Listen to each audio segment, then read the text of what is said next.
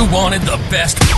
You've got the best podcast. The hottest podcast in the world. The Chris Voss Show, the preeminent podcast with guests so smart you may experience serious brain bleed. The CEOs, authors, thought leaders, visionaries, and motivators. Get ready. Strap yourself in. Keep your hands, arms, and legs inside the vehicle at all times, because you're about to go on a monster education roller coaster with your brain. Now, here's your host, Chris Voss. Hi, folks. It's Voss here from thechrisvossshow.com, thechrisvossshow.com. Welcome to the big show, my family and friends. It's so wonderful to be here with you again. Geez, we can all just come together and unite, be as one on the Chris Voss Show, because that's really what it is. It's about being the one, uniting, aligning our minds in a spectacular way of being even more brilliant and intelligent, as it were. And we're also going to laugh a little bit too. Should we do that as well? That sounds like a good deal. Anyway, wow, we've already got the comments just flooding in from our guests. Amazing fan base, clearly not mine. There, guys. Welcome. Oh, all three of my fans are here. All three of your fans are here. So there you go. And I'm one of them, sir. So we've got an amazing author, a multi-book author, who's going to be coming to you with some incredible business books and writing and authorship stuff that he's done. And he's going to expand your mind and make you more brilliant. And of course, I'm just here to make you laugh and tell stupid jokes. So in the meantime, that's all the more reason to refer the show to your family, friends, and relatives. Go to goodreads.com/Chris Voss, youtube.com/Chris Voss, linkedin.com/Chris Voss, and see us over on Chris Voss 1 on TikTok. Today, we have him on the show. He's the author of the newest book. Comes out June 20th. 2023. Josh Bernoff is on the show with us today. And his title of his book is called Build a Better Business Book: How to Plan, Write, and Promote a Book That Matters. A comprehensive guide for authors. He's joining us on the show today. He is the author and co-author, editor, or ghostwriter of 8 business books. That's a lot going on there. Book projects on which he has collaborated have generated over $20 million for their author. His most recent book, the one we just mentioned, and he is also the author of Writing Without Bullshit: Boost Your Career by Saying What You Mean. Writing Without Bullshit. He must have read my book. Toronto's Globe and Mail called it a strunk. What? A strunk and white. Strunk and white for the modern knowledge worker. Yeah. He's a groundswell, winning in a world transformed by social technologies, which is a Business Week bestseller. And he writes a blog post on topics of interest to authors every day. His blog has generated 4 million views. Welcome to the show, Josh. How are you? I'm doing great. It's great to be here and talk to your audience. It's great for you to have you here as well. And we've been friends on Facebook for probably a number of years, I think. Yeah, well, you know, the Facebook thing happened and all of us signed up in like 2007, and now we're all still friends. Wait, so you didn't follow me as a friend? No, I'm just kidding. I don't know. You know, it's amazing how that whole thing worked, where you just kind of found friends through the amalgamation of everyone getting together, and then of course finding out who the smart ones were and blocking and kicking all the rest. So you made the cut, or I made your cut. One of the two. We made each other's cut. So give me a .com so people can find you on the interwebs. Okay. People want to connect with me. Everything is at bernoff.com. That's BERNOFF.com. There's a blog there. I post every weekday, and bernoff.com/books will give you access to my books. There you go. So, Josh, we need to establish one thing. What is a strunk? Is this a Canadian thing? So, no, it's probably the most influential book ever written about writing and the quality of writing was called The Elements of Style, and the authors were Strunk and White. Okay. So it's E.B. White, who went on to become the editor of The New Yorker. Yeah. So to say this is a Strunk and White for the modern knowledge worker is sort of like saying, you know, this is the New Testament of the Bible. It's like, there you go. That's the next thing we need to read. See, this is why I do this show. I learn stuff every day, and my audience does too. I intend to help people get smarter, so let's do that. That's what our job is. All right, so let's get into it. What motivates you want to write your latest book here? Well, what motivated me was that after 15 years of working with authors and 8 years of doing that exclusively, the authors I was working with kept asking the same questions over and over and over again. Questions about how to get published, about how chapters are structured, about how to have an idea that's actually worth writing about, and questions about how to promote a book. I mean, obviously, step one is to get on the Chris Voss show. But after that, there are a lot of other questions that people have about book promotion. So I said, all right, let me write this all down. And 70,000 words later, now there's a book that's got everything an author needs to know about how to create and be successful with a business book. And this is really important. We should probably hand this out to people because we get pitched hundreds of times a month on the show, if not 1,000. It's quite. I spend a lot of my day. I spend about half the month saying no. And I wish I could say yes, but I mean, I can only do 2 to 3 shows a day. There's a weekday. There's just only so much I can do.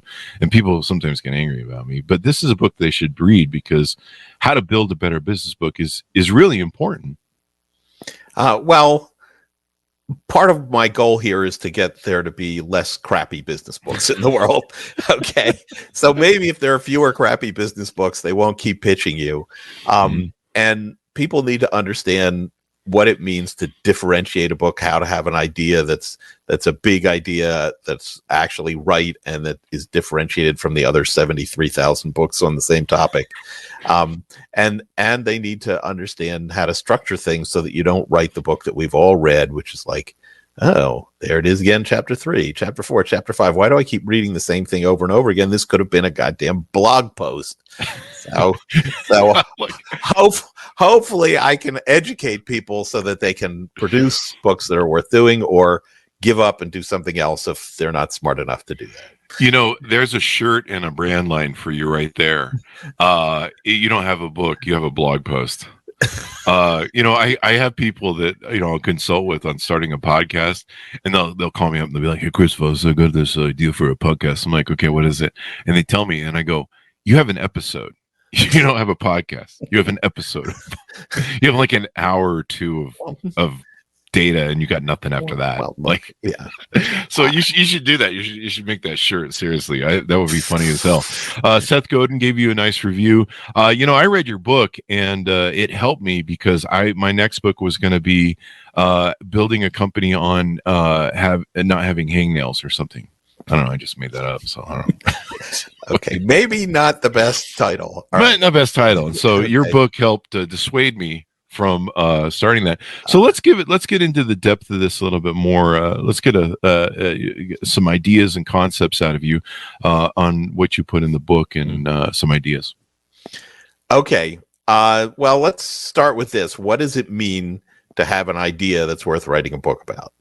So we can already screen out a whole bunch of people who shouldn't be contacting you. So hangnails are out? Yes. Well, It depends. If it's a medical book, I guess it could be. But yeah, that's true. Huh? But that's not a business book. Yes. You need 3 things. Okay.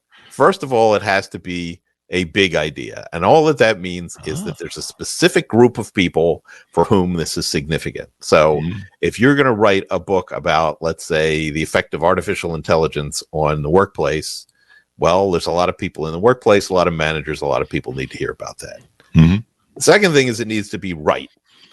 Now, obviously, new interesting ideas, you can't always prove they're right, but you at least need some evidence. You need some case studies, people who did it this way and were better off. Statistics and data is excellent. You just need some sort of information that makes it right and something new about that information. That is, it can't just be rehash of what's already out there. The third thing, actually more important than the other 2, is that it's a new idea. So I said big, right, and new. A new idea is one that is differentiated. So yes, if you're going to write a book about the metaverse, well, there's a lot of books about the metaverse. But if you're going to write a book about how the metaverse is going to lead us all to have strokes and heart attacks from sitting in our chairs all the time, what? That's a new idea. Well, I didn't say it was right, but it would be a new idea. So you need to differentiate. There has to be some sort of a spin or way of looking at it or a perspective that makes people say, oh, I haven't seen that before. Unless you can install the metaverse. Yes. Unless you can complete the sentence, this is the first book that blah, blah, blah, blah, blah. Unless you can complete that sentence, you shouldn't really be spending your time on the book. Wow. So it needs to be right. It needs to be new. And it needs to be big. And it needs to be big. Yeah. So it can't be small. You can't go small. You got to go big. These are really important facts because, I've gotten a lot of weird book pitches. In fact, sometimes it's kind of fun to get the book pitches because you're like, really? You wrote that? But I mean, the same can be said about my book. So there's that. Somebody in the audience says, I need to update my book on job hunting with social media or social networking. I mean, do what you want, man. It's your book. How many books get written every month? I think it's like hundreds of thousands. I don't. Well, we're with platforms like Kindle Direct Publishing. Anybody can put a book out there and say, I wrote a book. Yeah. So I don't think it's hundreds of thousands a month, but I do think it's hundreds of thousands a year. And if you're talking about business books, there's definitely thousands of things that could be classified as a business book every year. Yeah. And how many of them make an impact? 100, 150, certainly not nearly as many as are published. Hi, folks. Here's Voss here with a little station break. Hope you're enjoying the show so far. We'll resume here in a second. I'd like to invite you to come to my coaching, speaking, and training courses website. You can also see our new podcast over there at chrisvossleadershipinstitute.com. Over there, you can find all the different stuff that we do for speaking engagements if you'd like to hire me, training courses that we offer, and coaching for leadership, management, entrepreneurism, podcasting, corporate stuff. With over 35 years of experience in business and running companies as CEO. And be sure to check out chrisvossleadershipinstitute.com. Now back to the show. I know. I see their pitches. I mean, I love people that have ideas and they give them. And like I said, we wish we could have more focus on them. Yeah. But this is from, there's a few different data out here. So I'm going to throw some out just for shits and giggles for a conversation piece. The awful truths about book publishing. The numbers of books being published every year has exploded. I'm seeing by 2020, Bowker had given out 40 million ISBN registrations to U.S. publications. There's some people are quoting me $2 million books were self-published. 1.7 million are published in 2022 statistics. It seems to be it's about 2 million a year, roughly, give and take, depending on what the internet tells me. Maybe we should ask for GPT so we can get more information. But that's an extraordinary number of books that are failing miserably that probably are never going to get to the top. Why do you think so many of those authors of books fail?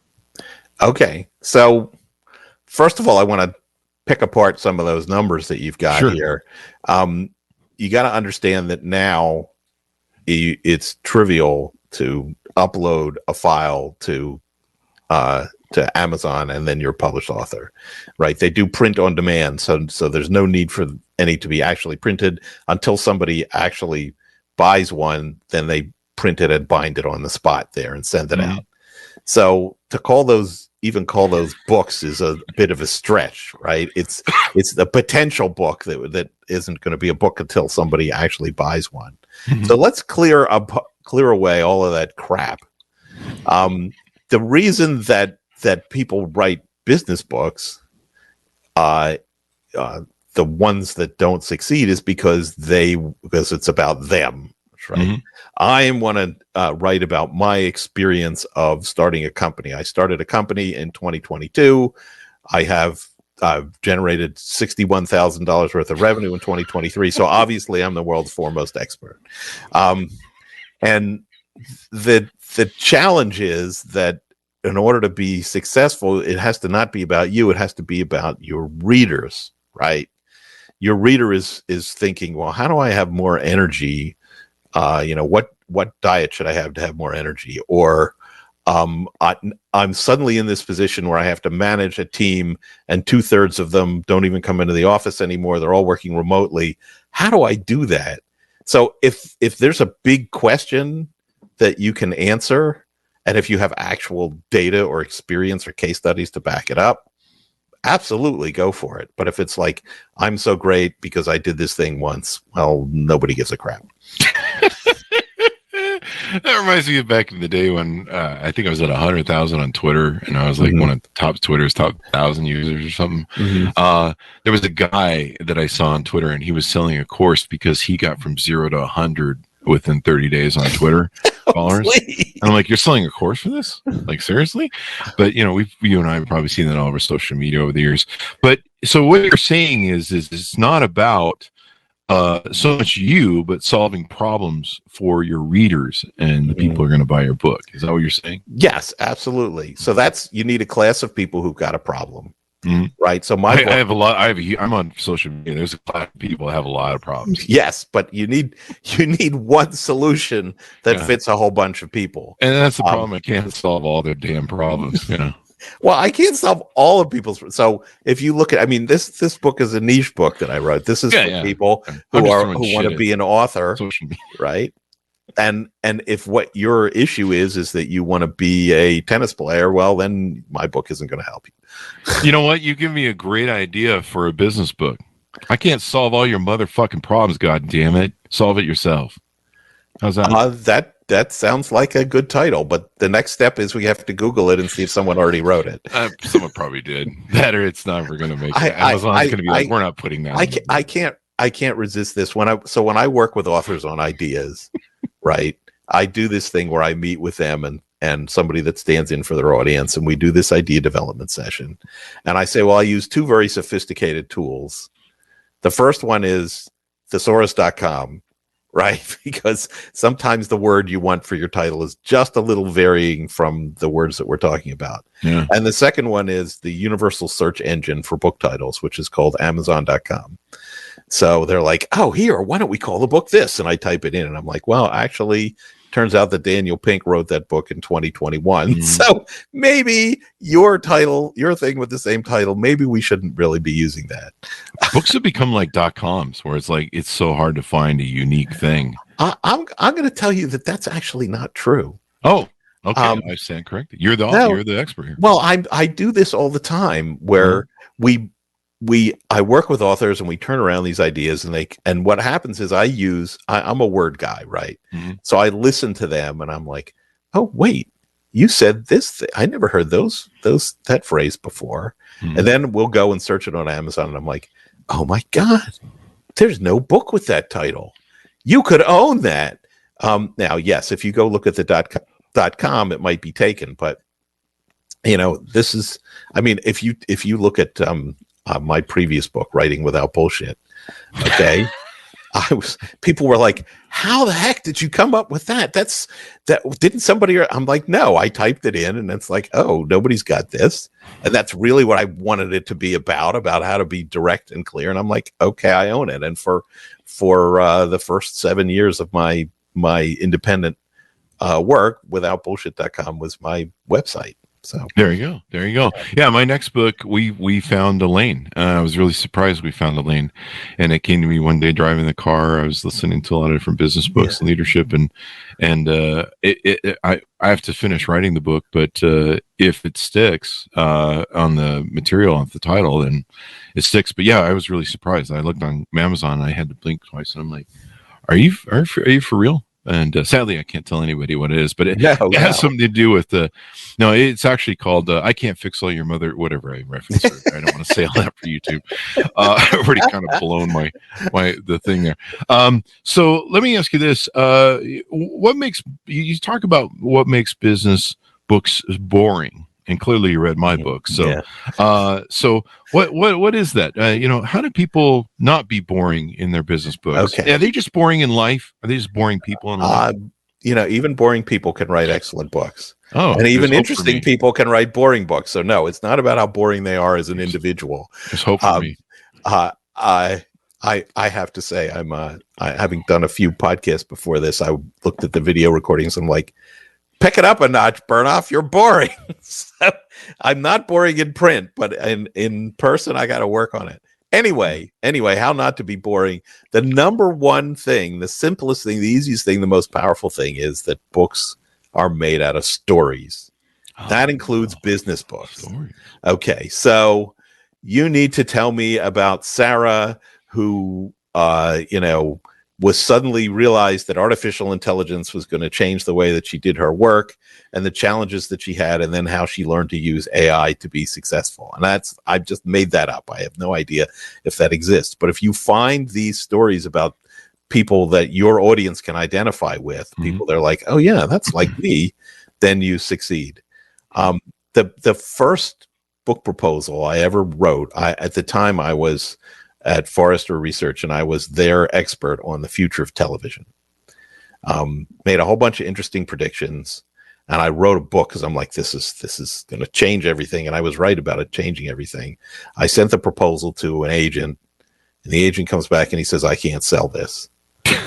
And I said, why not? There's some shocking changes coming. He's like, there's no people in here, and there are no stories in here, and business books are made out of people and stories. And I was like, I could do that. So from that point forward, it was always about interviewing people and the experiences they had and explaining what happened with them. And that's what people remember. They're like, oh yeah, that person at the beginning of chapter 3 who had writer's block, and then you explain how they got past it. That's me. I understand that. There you go. Stories, we talked about this on the show. I think my audience has heard me say it ad nauseum, but it's important. Stories are the owner's manual to life. And that's how we learn from each other. Because I didn't get my owner's manual in the mail. Did you? I think the post office sent it to Zimbabwe. Well, I got it delivered to me orally by my dad, but eventually that kind of information goes out of date and you have to figure it out on your own. Yeah. Most guys get it delivered orally to them by their wives, telling them how boring they are and how they need to do better at folding the socks or whatever that is. Well, so there you go. I'm not going there. Yeah, I think you went a different way than I did with that joke, but that's okay. We all get it. So you talk about a number of things in the book. One aspect is deciding between the 3 publishing models. And this is really important to me because at first I was going to try and push my book to go full publishing, and I was hoping, since we have such a great relationship with Simon Schuster and Penguin Random House, all the people, they might pick it up. But then I talked to some of my friends who actually were big time CEOs who put out books with major publishers, and man, they talked me the hell out of it. It was kind of interesting. But you talk about traditional self-publishing and hybrid, and the different axioms of costs and speed and influence and stuff. Tell us a little bit about that, because that's real important in the decision making. I think that people have to make. Yeah. So the traditional way that everybody knows about is you write a book proposal, which is a significant amount of effort. You get an agent, and then you shop the book to publishers. And of course, that's a crapshoot. You might get picked up, you might not. The most important thing these days to publishers is, what promotional resources do you have? Given your podcast audience, Chris, I think you could actually do that and succeed. But if you succeed with that, the good news is you're probably going to get an advance. So they're going to pay you, $30,000, $40,000, $50,000, to write the book. Yeah. But you're going to have to wait 15 to 18 months for it to come out. And I did an author survey, and what I found was that it confirmed what I'd known anecdotally from working with authors, which is that all authors are unhappy with their publishers. It's that there's a lot of things they're unhappy about, but the most important thing to recognize is that when you have a publisher, it is still your job to get the book edited and be great. They're not going to have their editor do a lot of that work. And all of the promotional effort, or 90% of the promotional effort, is your job. So they're like, so these people are like, I had a book with a major publisher and it didn't sell. Well, what did you do to sell it? Because the publisher isn't going to do that. Now, put that aside. Second model is hybrid publishing, where you basically hire a publisher to publish your book. And if you look, right, this book is hybrid published. My publisher is Amplify. I've done 2 of the books I ghost wrote, Amplify published. And one of the books that I wrote when I was an analyst was published by Greenleaf, which is another one of these hybrid publishers. And you end up paying tens of thousands of dollars up front in that situation. But the royalty rates are higher, so if the book sells a lot, you could actually end up making more money that way. Oh, wow. Yeah, but if it doesn't sell a lot, you're out those tens of thousands of dollars. Basically, you're taking more of the risk as opposed to the publisher taking it. And in my author survey, the people with hybrid publishers were significantly happier with their publishers than the ones with traditional publishers. And there's a reason for that. The customer of the hybrid publisher is you, the author. That's who's paying them. Whereas the customer of the traditional publisher is the bookstore. That's where they get their money.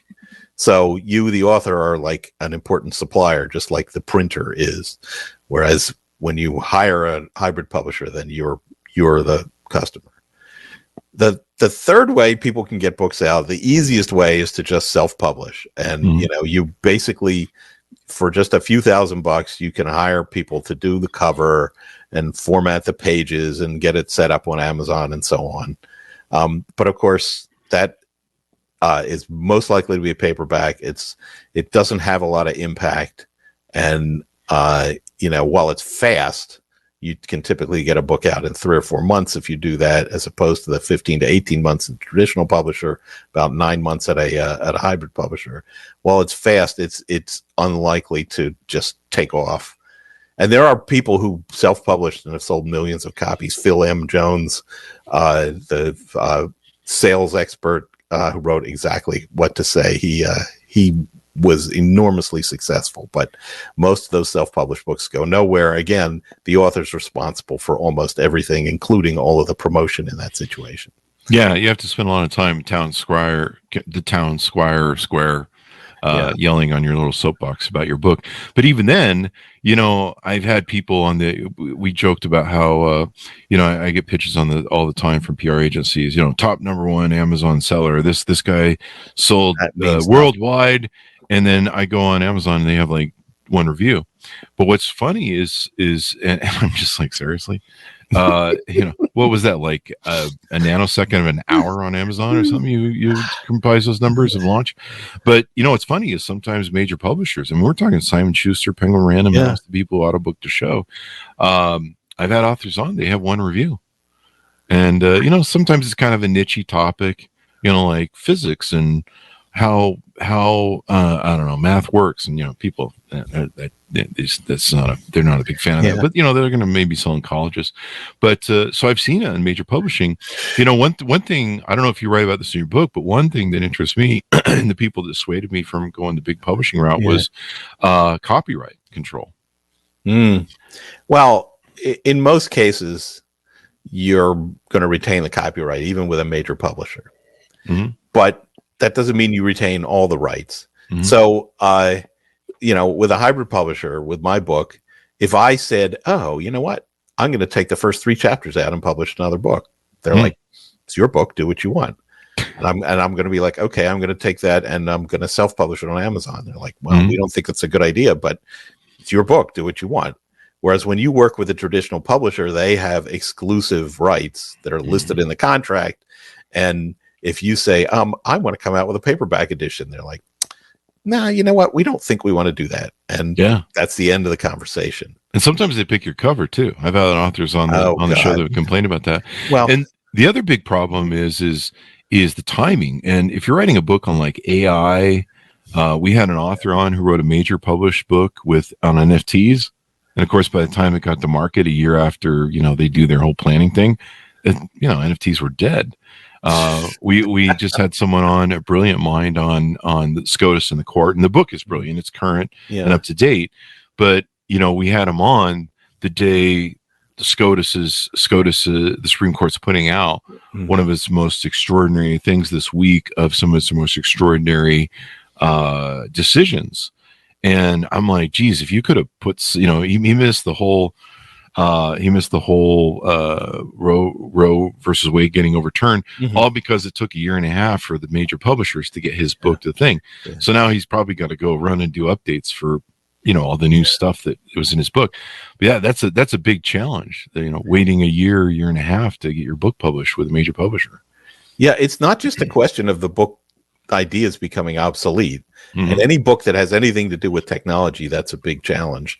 Groundswell, the first book that I wrote about social media with my colleague Charlene Lee, we thought about that all the time because we're like, we're writing about this. This could change. Yeah. And yeah, if you go look at that book now, there's a whole chapter on MySpace in there, so people don't really have a whole lot of interest in that anymore.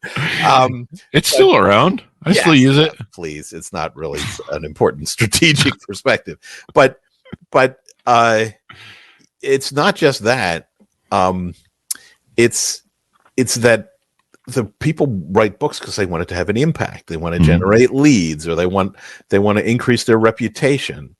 And I don't want to wait. If I have stuff to say now, I don't want to wait 18 months for that stuff to get out there and to actually generate business for me. So people have books that they want to do something for them, especially in these fast moving kind of markets. They get frustrated with the schedules of traditional publishers. There you go. Let's talk about AI, artificial intelligence, and what will AI do to the worlds of books? Because I've seen people saying, hey, you could punch out a book and write it really fast. We talked about some of the issues a second ago of, how long it can take for delays. I mean, if you write a book about AI with major publishers, and then you got to wait a year for that baby to come out after the final edit. Yeah. I mean, you're just going to look kind of maybe foolish. You're going to be on to GPT-7 by then. GPT-7, your book's all about GPT-4 or whatever. Yeah.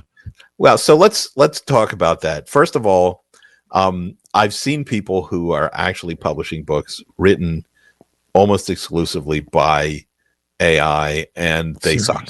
They stink. They're terrible. And do they even edit them and put the human in, or do they just reprint what's in there? One hopes that they edit them, but the problem is that among all of the things that ChatGPT and its competitors do, there's this thing that's missing that every real author has. It's called wit.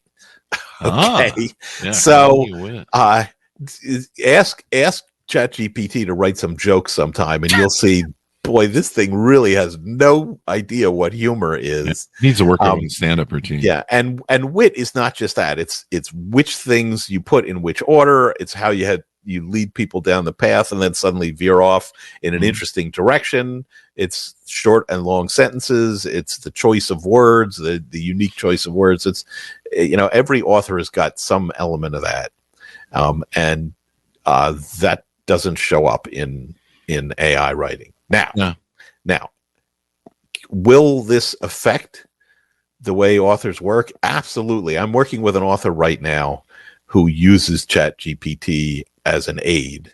And what does that mean? So you're like, read this research study and summarize it for me. Oh, wow. You did that in 9 seconds. Wow. That saved me a lot of time. Yeah. Read this thing that I wrote and tell me what you think the 3 main ideas are. Oh, those aren't really the ideas I wanted to emphasize. I better go back and fix that. I did an exercise recently with book titles where I put in descriptions of books and I said, give me what you think the best title for this book would be. And it would come up with 4 bad ideas and 1 pretty good idea.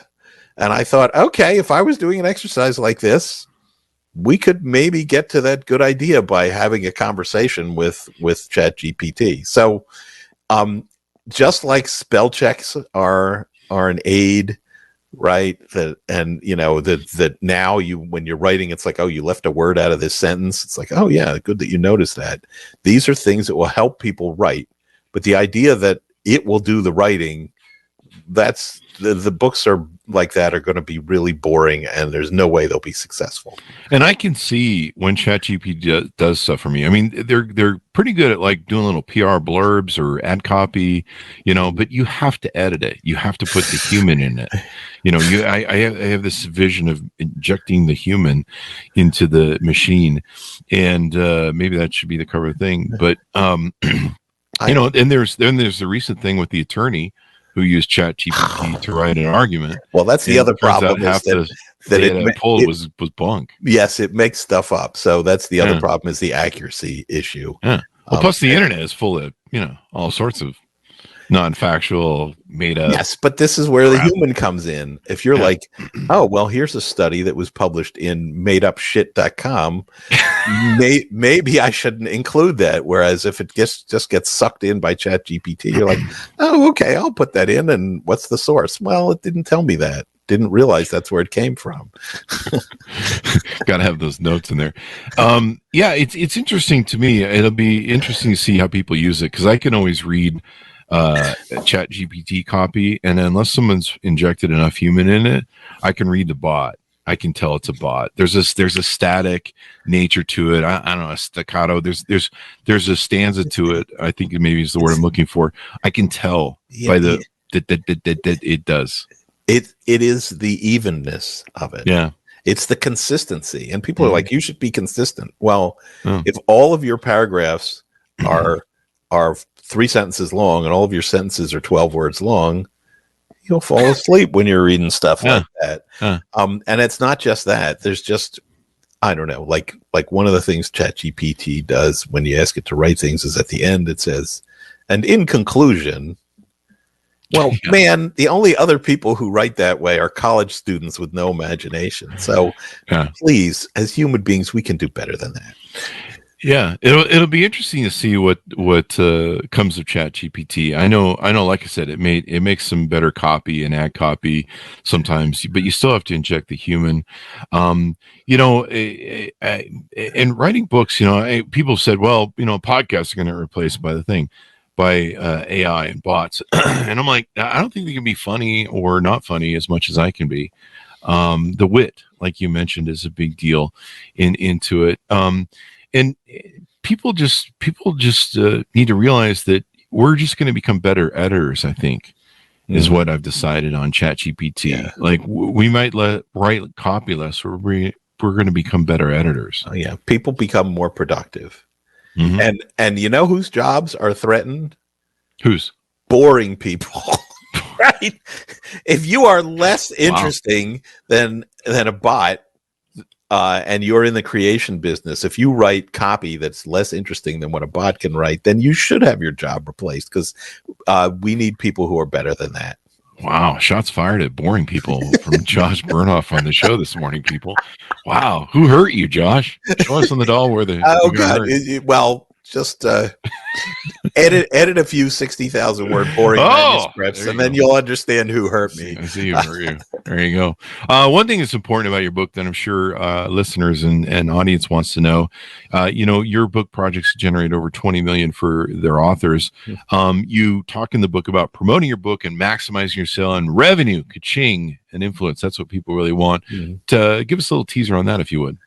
Okay, so first of all, let me talk about the $20 million number. That is not saying that these books generated $20 million in royalties and advances. Because if you look at people who make money from books, they're making money from speaking, they're generating leads for their businesses.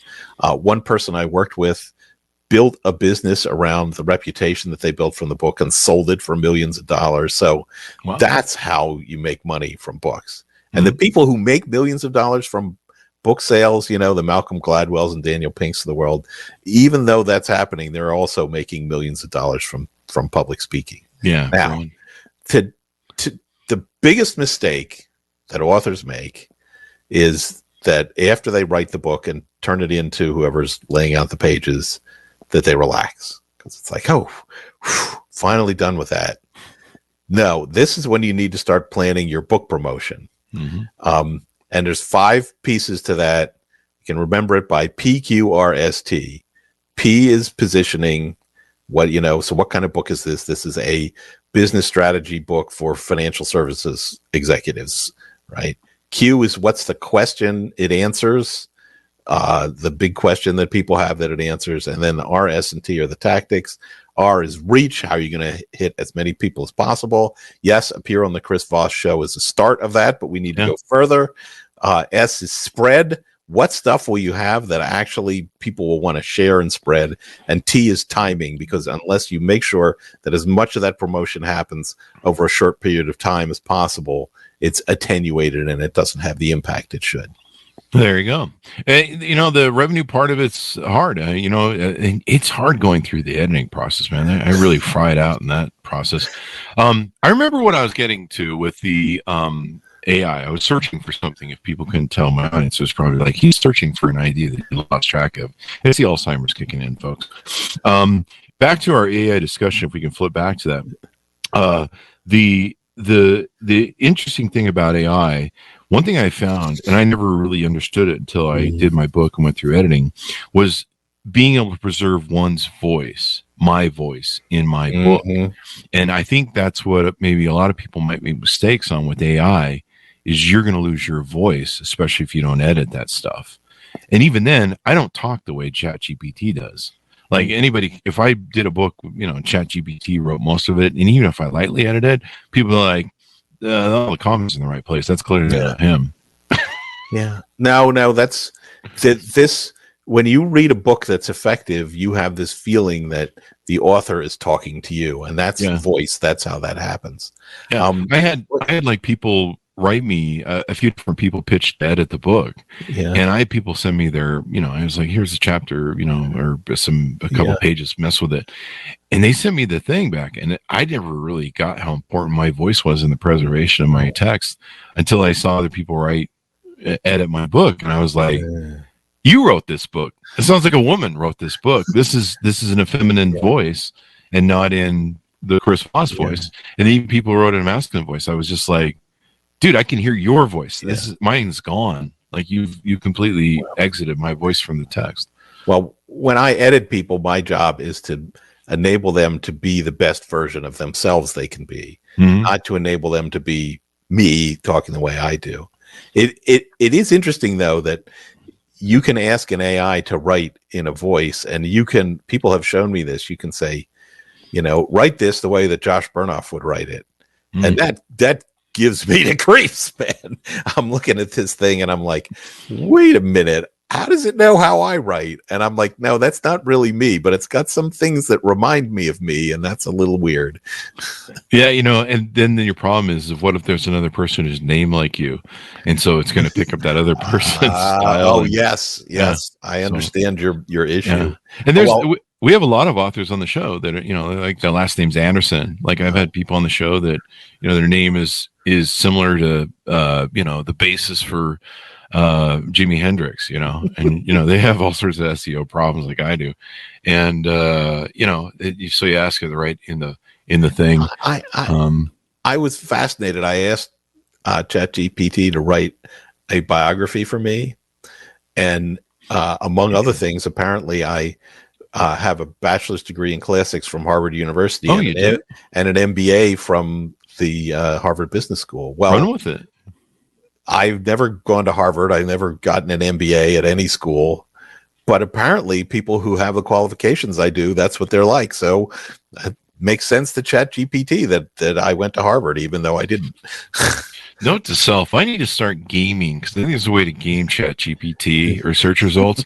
That Chris Voss is the most sexiest man in the world, and is ridiculously more good looking than George Clooney and Brad Pitt. I need to start gaming that into the system somehow, so ChatGPT just starts serving that whenever someone asks who's the sexiest man in the world. That's actually very easy to do. It's just very expensive. You basically have to set up a bot farm to create a bunch of content for you. So. I'm going to do it. It will improve my Tinder dates. I don't know. Hey, this is somebody, one of our Facebook friends has put in here. Back in 2011, my former wife edited my book. All the stories that explain my point. Okay, well, that's the former thing is doing a lot of carrying weight here. Did you put that in the book? Note this. Did you put that in the book? Don't have your ex-wife edit your book. No, but you might need to update a chapter for that. Okay. Well, it's interesting that first of all, when I edit things, I always say this is what you should do and this is why. But it is a big mistake to have somebody edit your book that you have any sort of relationship with. I will say this. This is true. When I edit people's work, and this was true especially when I was at Forrester, where it was my job to be really hard on prose, people would be like, oh man, you are making me work harder than I ever did before on this. This is so much work. And then we'd get to the end and they'd say, can you help me with my next one? Right. So, but that's because I was trying to help them be the best version of them they could be, not doing what this guy's former wife did for him. Yeah, I mean, and she clearly, I don't know. I'd like to be a fly on the wall of that divorce court. You did this. You edited my story. I don't know. Maybe that was the proponent. He had, as you well know, it is the editor's job to point out the problems and suggest solutions, but it is the author's job to decide what to keep and what advice not to listen to. So this person is at least partly responsible for listening to his editor. That's a lot easier to do if you're not married to them at the time. Yeah. I mean, that's, but yeah, I can see why that would just go wrong. I mean, clearly she had issues with you before that. So, she probably took out all of his stories and then she wrote in like, he doesn't do chore play and put the shit socks away. And well, look, on the floor and so, my wife is an artist and she has absolutely no interest in my books and we get along great. And that's why. Yeah. That's usually how most wives work. They have no interest in who they're except when the paycheck comes. Anyway, that's a joke. People don't write me. So another thing from YouTube, Dan Kelson coming in from Boston, Plexicam Town. I don't know what that is. Oh, we use Plexicam for the show. There's a thing that holds the camera. That's probably the many challenges of authorship. Maybe that should be another book that gentleman who wrote in that comment should be like. Maybe that's the title of his next book. Never let your ex-wife write your book title or your book. So, I don't know. There's something there. It gets better. This is just going to become a show right here.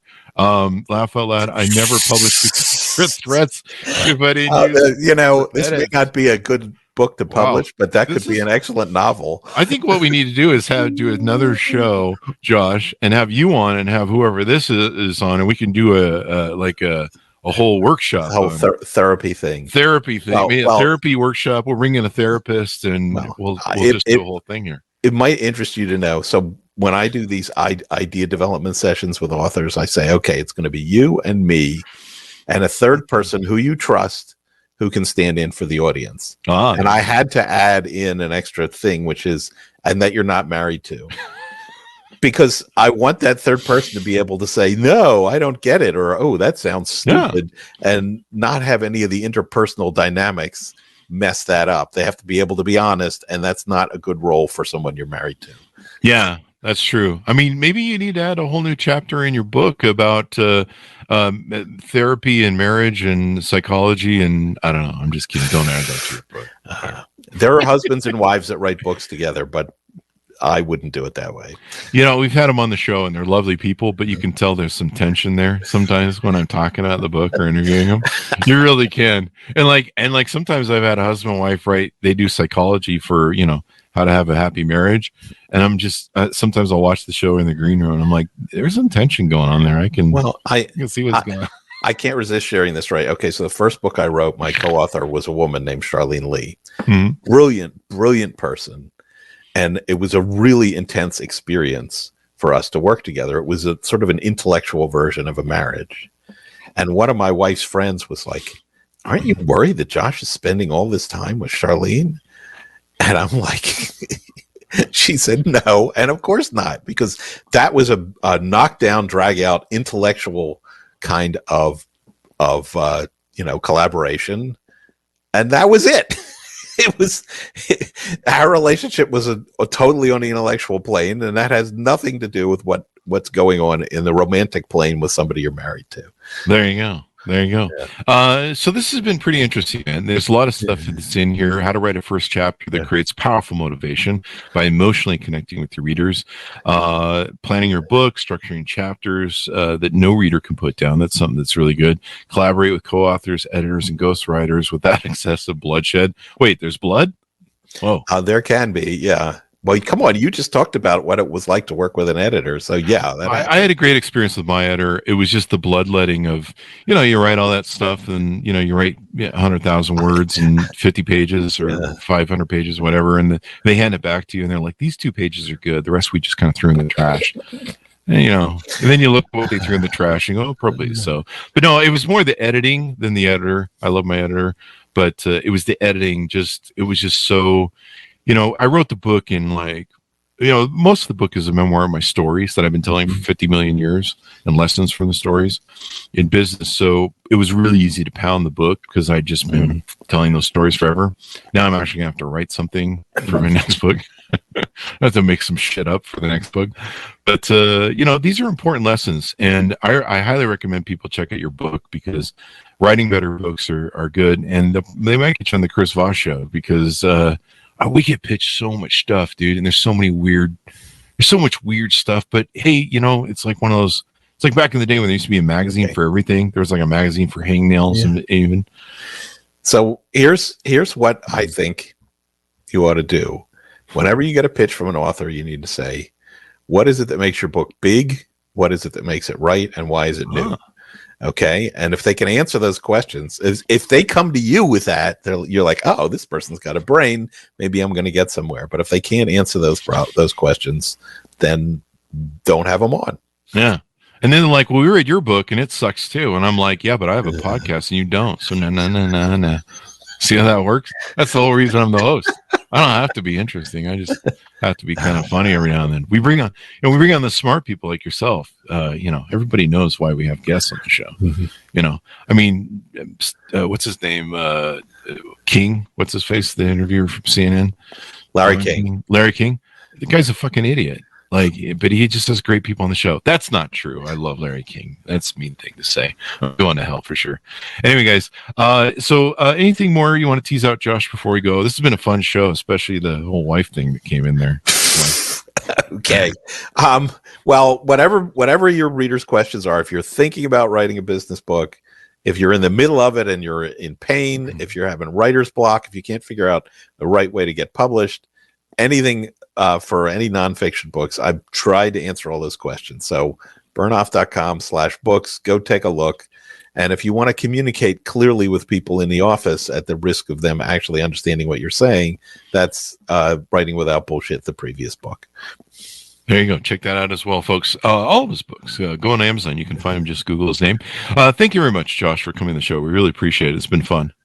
Hey, it's been great to be here, and definitely wackier than any other podcast I've ever done. So that was fun. Yeah. I never had anybody write in the former wife in my book thing. That made it. The second half of the show just got better with that. I was like, yeah. All right. So there you go. Anyway, to my audience, thanks for tuning in. We certainly appreciate you guys being here. As always, refer to the show to your family, friends, and relatives. Guilt them. You have to have at least 5 relatives in your downlining, according to the Chris Voss Show. We're not a multi-level marketing, but we do guilt and shame here. So please refer to friends and relatives. Go to goodreads.com/Chris Voss, youtube.com/Chris Voss, linkedin.com/Chris Voss. If you're not subscribed to LinkedIn big newsletter, that thing is killing it over there. It grows like a weed every day. I'm just like, who subscribed to this thing? And it's me, which is makes it more astonishing. Also go to TikTok, Chris Voss 1 and the Chris Voss Show podcast on TikTok. Thanks for tuning in. Be good to each other. Stay safe. And order up the book wherever fine books are sold. Build a better business book. How to plan, write, and promote a book that matters. A comprehensive guide for authors. Out June 20th, 2023. See you next time. I missed the plug there at the end.